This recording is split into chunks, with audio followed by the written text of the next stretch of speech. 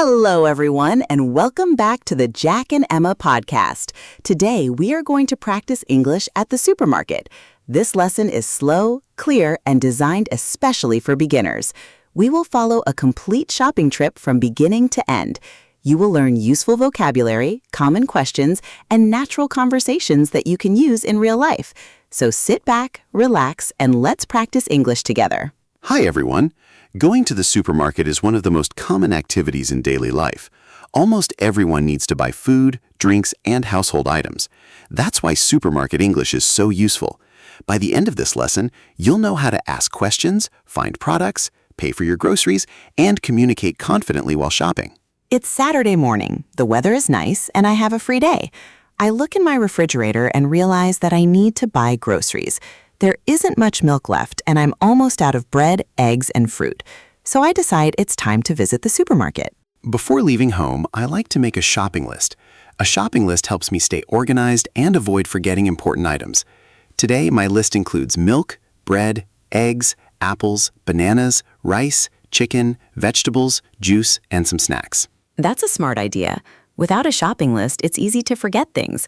Sometimes I go shopping without a list and come home with things I don't need while forgetting the items I actually wanted to buy. Exactly. A shopping list saves time and money. After making my list, I grab my reusable shopping bags and head to the supermarket.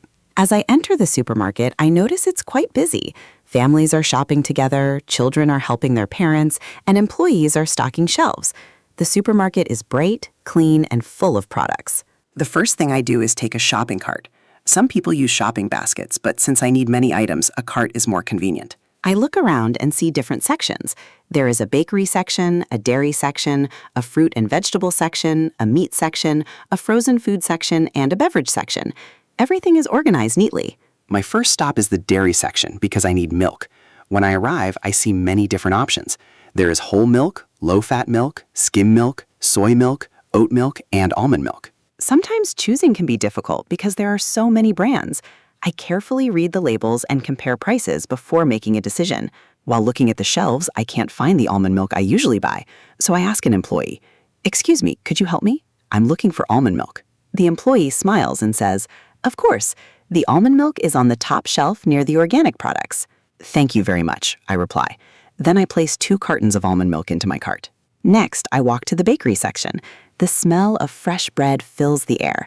There are loaves of bread, rolls, croissants, muffins, and pastries. Everything looks delicious. I love the bakery section. Fresh bread is one of my favorite foods. Today, I choose a loaf of whole wheat bread because it's healthy and tasty. After that, I move to the fruit and vegetable section.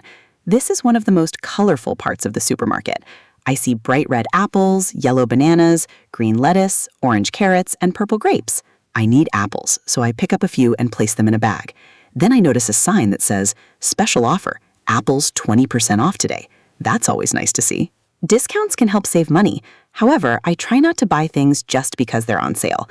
I focus on what I actually need. That's a good strategy. I continue shopping and select bananas, oranges, and strawberries. Fresh fruit is great for healthy snacks. Now it's time to buy vegetables. I need tomatoes, onions, cucumbers, carrots, and lettuce.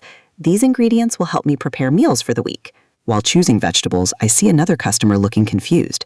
She asks an employee, "Excuse me, where can I find fresh spinach?" The employee replies, "Fresh spinach is in aisle 7 near the salads." It's always useful to know how to ask where something is located. Once I finish in the produce section, I head to the meat department. I need chicken for dinner. There are many choices, including chicken breasts, chicken thighs, beef, pork, and fish. I look at the packages carefully and check the expiration dates. It's important to make sure food is fresh before purchasing it. I choose a package of chicken breasts and add it to my cart. Then I move on to the seafood section. The seafood section has salmon, shrimp, tuna, and other fresh fish. Even if I'm not buying seafood today, I enjoy looking at the variety available. Next, I visit the rice and pasta aisle. There are many brands and sizes to choose from. Some products are more expensive than others, so I compare prices carefully. Comparing products is a useful shopping skill. Sometimes 2 products are very similar, but one costs significantly less. After that, I stop by the frozen food section. Frozen vegetables and frozen meals can be convenient when you're busy. That's true. Frozen food can save time, especially on busy weekdays. Today, I buy a bag of frozen mixed vegetables for quick dinners. As I continue shopping, I remember that I need orange juice. I head to the beverage section. There are so many drinks: juice, soda, water, tea, coffee, and sports drinks. I compare several brands of orange juice before choosing one. Sometimes I check the sugar content because I try to make healthy choices. Good idea. Health is important. After grabbing my juice, I decide to buy a few snacks. Snacks are always tempting. I see chips, cookies, chocolate, and crackers. There are so many options. I choose a small package of crackers and a dark chocolate bar. I try not to buy too many snacks because they disappear quickly once I get home. That happens to me too. Before heading to the checkout area, I review my shopping list to make sure I haven't forgotten anything. That's a good habit. I check my cart and realize I forgot eggs. Luckily, I remember before paying. I quickly return to the dairy section and pick up a carton of eggs. Now it's time to check out. The supermarket offers both traditional checkout lanes and self-checkout machines. Today, I decide to use the traditional checkout lane. I place my groceries on the conveyor belt and wait for the cashier. The cashier smiles and says, "Hello, did you find everything you were looking for today?" I smile back and reply, "Yes, thank you. Everything was easy to find." The cashier scans each item one by one. Beep, beep, beep. It's a familiar sound in every supermarket.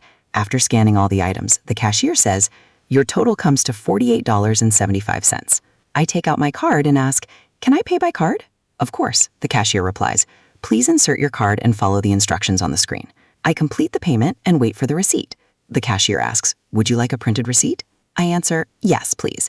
Keeping the receipt can be helpful if I need to exchange or return something later. As the cashier hands me the receipt, she says, "Thank you for shopping with us. Have a wonderful day." "Thank you. You too," I reply with a smile. On my way out, I notice the self-checkout area. A customer is scanning items independently. Self-checkout can be faster when you only have a few products. That's true. Technology has changed the shopping experience quite a bit. Many supermarkets now offer online ordering and home delivery as well. Before leaving, I remember a situation that happened last month. I bought the wrong product and had to return it the next day. What happened? I accidentally purchased regular coffee instead of decaffeinated coffee. When I returned to the store, I went to customer service and said, "Excuse me, I'd like to exchange this item, please." And what did they say? The employee asked, "Do you have the receipt?" Fortunately, I did. After checking the receipt, they allowed me to exchange the product without any problems. That's another useful supermarket conversation. Sometimes mistakes happen, and it's helpful to know how to communicate politely. Absolutely. Everyday English isn't just about buying things. It's also about solving small problems and asking for help when needed. Finally, I load my groceries into the car and head home. When I arrive, I unpack everything and put it away. The milk goes into the refrigerator, the bread goes into the kitchen cabinet, and the fruit goes into a bowl on the counter. After putting everything away, I feel satisfied. Shopping may seem simple, but it's a perfect opportunity to practice English in real life. Exactly. The next time you visit a supermarket, try using some of the phrases from today's lesson. Even simple questions can help build your confidence. Remember, you don't need perfect English. Simple sentences like, "Where can I find this?" or "How much does this cost?" are enough to communicate successfully. Absolutely. The more you practice, the easier it becomes. Everyday situations are some of the best opportunities to improve your English naturally. Thank you for spending time with us today. We hope this supermarket lesson helps you feel more comfortable speaking English while shopping. Keep listening, keep practicing, and keep building your confidence one conversation at a time. Thanks for joining the Jack and Emma podcast. We'll see you in the next lesson. Bye, everyone. Take care, enjoy your shopping, and happy learning.